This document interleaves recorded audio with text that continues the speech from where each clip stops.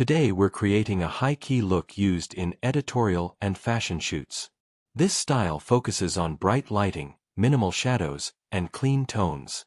Start by lifting exposure while protecting detail in highlights. Reduce heavy shadows so the image feels airy. Keep colors soft and slightly desaturated for a refined aesthetic. Smooth out distracting textures without eliminating important details.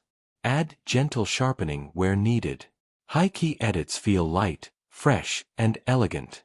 Thanks for tuning in. More style-focused tutorials soon.